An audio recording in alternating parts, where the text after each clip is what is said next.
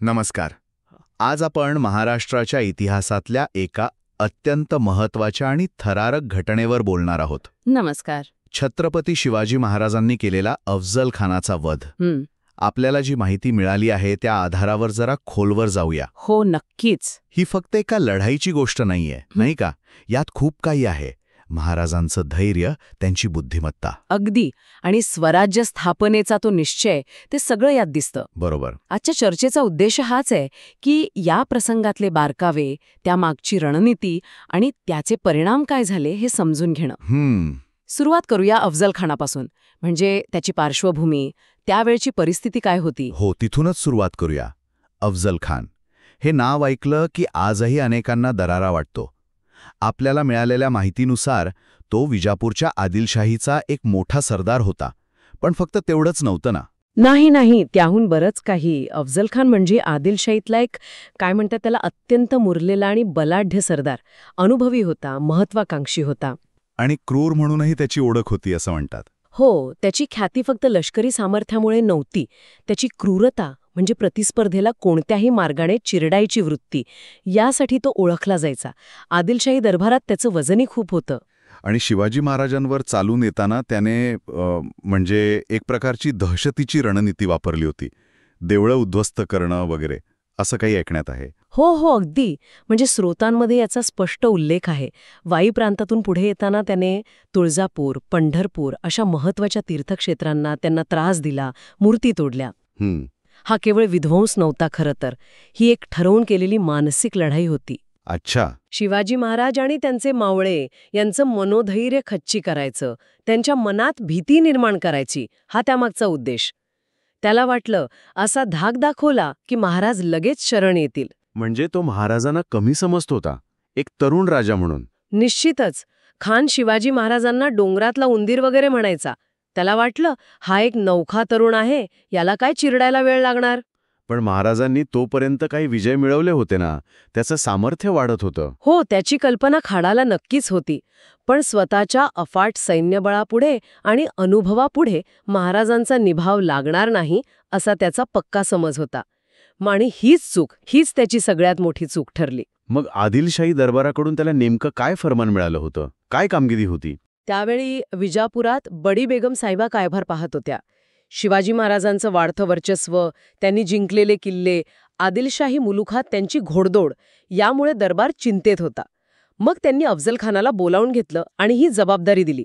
स्पष्ट आदेश होते, शिवाजीला जिवंत पकडा किंवा ठार मारा, स्वराज्याचा नायनाट करा. अच्छा. आणि त्यासाठी त्याला मोठी फौज दिली, भरपूर साधन सामग्री दिली. किती मोठं सैन्य होतं अंदाजे?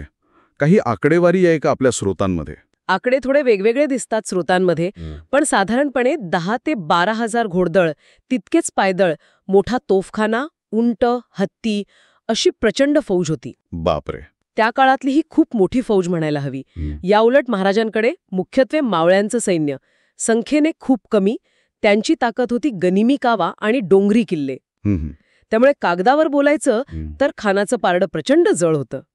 क्रूर सरदार इतकी मोठी फौज घेऊन येतोय, महाराज कसे सामोरे गेले याला? काय होती त्यांची रणनीती? इथेच शिवाजी महाराजांची खरी प्रतिभा, त्यांची असामान्य बुद्धिमत्ता दिसते. त्यांना अफजल खानाच्या ताकदीची पूर्ण कल्पना होती आणि त्याच्या कपटी स्वभावाचीही. म्हणजे तो दगाफटका करेल हे त्यांना माहीत होतं. हो, त्यांना खात्री होती की हा सरळ मैदानात लढणार नाही, हा कपटानेच वार करेल. म्हणूनच त्यांनी खानाला त्याच्या सोयीच्या मैदानी प्रदेशात भेटायला नकार दिला. त्याला बोलावलं स्वतःच्या सोयीच्या ठिकाणी, प्रतापगडाच्या पायथ्याशी. प्रतापगडाची निवड, यामागे नक्की काय विचार होता? फक्त भूभागाचा फायदा की अजून काही होतं? नाही, अनेक गोष्टी होत्या. प्रतापगडाची निवड म्हणजे एक मास्टर स्ट्रोक होता. एक तर तो किल्ला घनदाट जावळीच्या खोऱ्यात. म्हणजे तुम्ही विचार करा, किती दुर्गम परिसर असेल तो. दऱ्या खोऱ्या, जंगल. जिथे खानाची मोठी फौज अडकून पडेल. अगदी. त्याचा तोफखाना, त्याचे हत्ती, घोडे, या प्रदेशात त्यांची हालचाल करणं खूप अवघड होतं. दुसरं म्हणजे हा परिसर महाराजांचा पूर्ण नियंत्रणात होता. इथले रस्ते, चोरवाटा, लपाईच्या जागा, सगळं त्यांना आणि मावळ्यांना तोंडपाठ होतं. बरोबर. आणि तिसरा मुद्दा, जावळी जिंकून महाराजांनी नुकताच हा प्रदेश स्वराज्यात आणला होता. त्यामुळे इथे आपली ताकद दाखवणं, आपलं नियंत्रण सिद्ध करणं हेही गरजेचं होतं. म्हणजे महाराजांनी थेट खानाच्या ताकदीलाच आव्हान दिलं असं म्हणायचं. त्याच्या सैन्याच्या हालचालींवर बंधनं आणली, पण एवढ्या धूर्त खानाला प्रतापगडावर यायला तयार कसं केलं असेल ते सोपं नसावं. बरोबर. ते एक मोठं कूटनीतिक आव्हान होतं. महाराजांनी त्यांचे वकील पंताजी गोपीनाथ बोकील यांना खानाकडे पाठवलं वाटाघाटी करण्यासाठी. अच्छा. पंताजींनी खानाच्या मनात असा विश्वास निर्माण केला की शिवाजी महाराज खरंच घाबरले आहेत, त्यांना तह करायचाय. म्हणजे खानाला वाटलं की शिकार स्वतःहून जाळ्यात येतेय. अगदी तसंच. द्रेटीच्या अटी मग अशा ठरवल्या की दोन्ही बाजूनी अगदी कमी सैनिक आणावेत, तेही शस्त्रांशिवाय. मुख्य भेट फक्त महाराज आणि खान यांच्यात होईल. महाराजांनी वरवर ह्या अटी मान्य केल्या, पण आतून पूर्ण तयारी केली होती. ही तयारी म्हणजे नक्की काय? फक्त लष्करी की वैयक्तिक पातळीवरही? दोन्ही पातळ्यांवर. महाराजांनी काहीच कसर सोडली नाही. प्रतापगडाच्या परिसरात, त्या जंगलात ठिकठिकाणी आपले निवडक मावळे शस्त्र घेऊन लपून ठेवले होते. हां. नेताजी पालकरांना सैन्याच्या एका मोठ्या तुकडीसह खानाच्या मुख्य छावणीजवळ तयार ठेवलं होतं. हां. म्हणजे खानाकडून काही दगा झालाच तर लगेच प्रत्युत्तर देता यावं. बरोबर. आणि स्वतःच्या सुरक्षेसाठी कपड्यांच्या आत लोखंडी चिलखत घातलं. डोक्यावर जिरेटोप म्हणजे शिरस्त्राण, आणि सर्वात महत्वाचं, डाव्या हाताच्या अस्तनीत सहज न दिसणारी वाघनखं आणि उजव्या हातात एक छोटा पण धारदार बिचवा लपवला होता. कमाल आहे. आणि अफझल खान, तो आला होता का ठरल्याप्रमाणे निशस्त्र? नाही आला. इथेच त्याचा तो कपटी स्वभाव पुन्हा दिसतो. त्यानेही आपल्या मोठ्या अंगरख्याच्या आत एक कट्यार लपून आणली होती. अच्छा. वरून जरी तो निशस्त्र दिसत असला तरी त्याचा इरादा स्पष्ट होता. मिठी मारण्याच्या भाण्याने कैद किंवा ठार मारण्याचा कट रचूनच आला होता तो. आता आपण त्या प्रत्यक्ष भेटीच्या क्षणाकडे येऊया. प्रतापगडाच्या पायथ्याशी जो शामियाना उभारला होता, तिथे नेमकं काय घडलं? म्हणजे अंगावर काटा येतो विचार करून. हो ना. तो क्षण तर म्हणजे मराठी इतिहासातला एक अत्यंत थरारक क्षण म्हणता येईल. ठरल्याप्रमाणे दोन्ही नेते आले शामियान्यात. अगदी मोजके रक्षक होते सोबत. बरोबर. जीवा महाला आणि संभाजी कावजी महाराजांसोबत होते ना? अगदी. आणि खानासोबत तो सय्यद बंडा होता, जो दांडपट्ट्यात एकदम तरबेज होता म्हणे, आणि काही इतर रक्षक. तर रिवाजाप्रमाणे दोघे पुढे आले आलिंगनासाठी. आणि खान, तो तर उंच आणि धिप्पाड, त्याने महाराजांना आपल्या मजबूत मिठीत घेतला आणि दाबण्याचा प्रयत्न केला. आणि त्याच क्षणी त्याने अंगरख्यात लपवलेली कट्यार काढली आणि महाराजांच्या पाठीवर वार केला. अरे बापरे, म्हणजे त्याने पहिला वार केलाच? हो, दगा दिलाच त्याने. पण महाराज तयार होते. आत चिलखत होते ना, हो. त्यामुळे वार फकट गेला. चिलखतामुळे महाराज बचावले. सुदैवाने. खानाचा हा कपटी हल्ला ओळखायला महाराजांना क्षणभरी लागला नाही. अत्यंत वेगाने आणि धैर्याने त्यांनी आपल्या हातातली वाघनखं खानाच्या पोटात खुपसली आणि त्याचा कोथाळाच बाहेर काढला. काय सांगता? त्याच वेळी दुसऱ्या हातातल्या बिचव्यानेही वार केला. केवळ अकल्पनीय. एका क्षणात सगळा डावाच उलटवला महाराजांनी. अगदी. खान दगा असं ओरडत खाली कोसळला. हे बघून शामियाने बाहेर जो सय्यद बंडा उभा होता, तो आत धावला असेल. हो, तो आत धावला आणि त्याने महाराजांवर दांडपट्ट्याने हल्ला करायचा प्रयत्न केला. पण तत्क्षणी महाराजांचे अंगरक्षक जीवा महाला, ते पुढे सरसावले आणि त्यांनी एका घावात सय्यद बंडाला संपवलं. म्हणूनच म्हणतात, होता जीवा म्हणून वाचला शिवा. अगदी बरोबर. ती म्हण इथूनच रूढ झाली. त्याच वेळी संभाजी कावजींनी खानाचा वकील आला आणि इतर रक्षकांना निपटून काढलं. म्हणजे शामियान्यातला तो थरार संपला.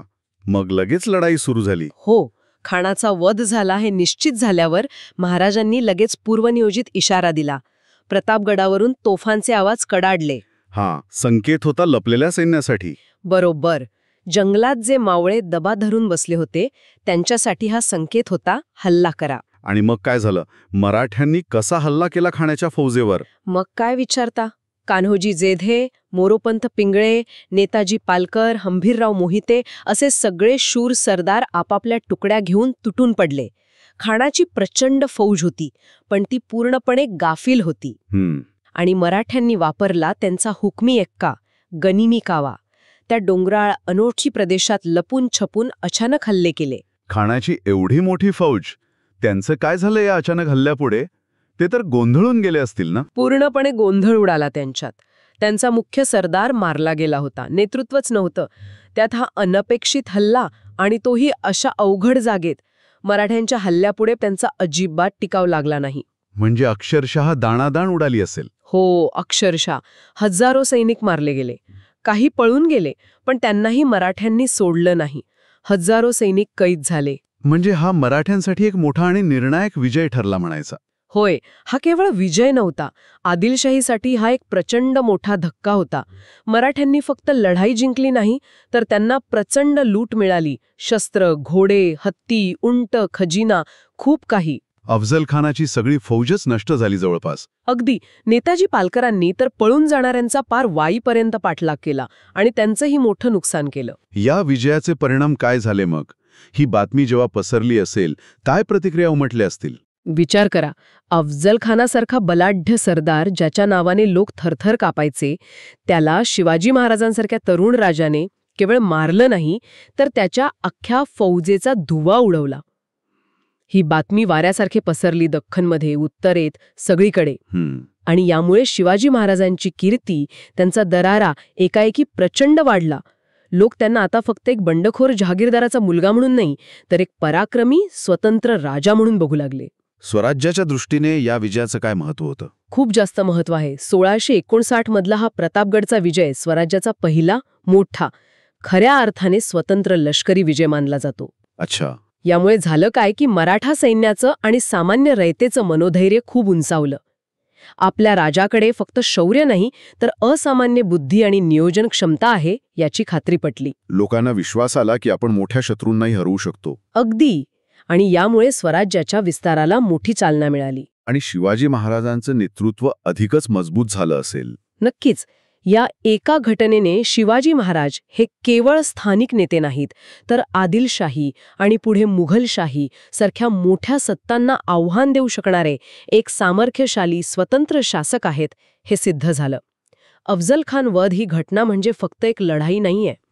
ती अनितीवर, अहंकारावर, पाशवी शक्तीवर, नीती, धैर्य, बुद्धिमत्ता आणि अचूक तयारीने मिळवलेल्या विजयाचं प्रतीक बनली. खरंच, ही घटना ऐकताना प्रत्येक वेळी अंगावर रोमांच उभे राहतात. म्हणजे यात फक्त युद्धकौशल्य नाहीये, मानसशास्त्रीय लढाई आहे, अचूक नियोजन आहे, वेळेचं महत्त्व आहे, आत्मविश्वास आहे, काय काय नाहीये. बरोबर. यातून हेच स्पष्ट होतं की संकट कितीही मोठं असलं तरी योग्य रणनीती, पूर्ण तयारी आणि निर्भीडपणा असेल तर त्यावर मात करता येते. आणि यातून आपण आजच्या काळातही खूप काही शिकू शकतो, नाही का? या घटनेत जी व्यूहरचना दिसते, म्हणजे शत्रूची ताकद आणि कमजोरी ओळखणं, स्वतःच्या बलस्थानांचा, जसं इथं भूभागाचा पुरेपूर वापर करणं, योग्य वेळ साधणं, गुप्तहेरांकडून मिळालेली माहिती किती महत्वाची ठरली, आणि सगळ्यात महत्वाचं म्हणजे प्रचंड दबावाखाली शांत राहून निर्णय घेण्याची क्षमता. हो. ही तत्व आजही तितकीच महत्वाची आहेत. म्हणजे फक्त लष्करी क्षेत्रात नाही, तर आपलं व्यावसायिक आयुष्य असेल किंवा वैयक्तिक आव्हानं असतील, तिथेही यातून प्रेरणा घेण्यासारखं खूप आहे. हो. आणि अजून एक विचार करण्यासारखा मुद्दा म्हणजे नैतिकता. महाराजांनी स्वतःहून हल्ला नाही केला. आत्मरक्षणासाठी दगाबाजीला प्रत्युत्तर म्हणून शस्त्र उचललं. ठरलेल्या नियमांचं पालन करायचा प्रयत्न केला, पण समोरून विश्वासघात झाल्यावर मग मात्र निर्णायक पाऊल उचललं. हा जो नैतिक समतोल आहे, तो पण महत्वाचा आहे. बरोबर.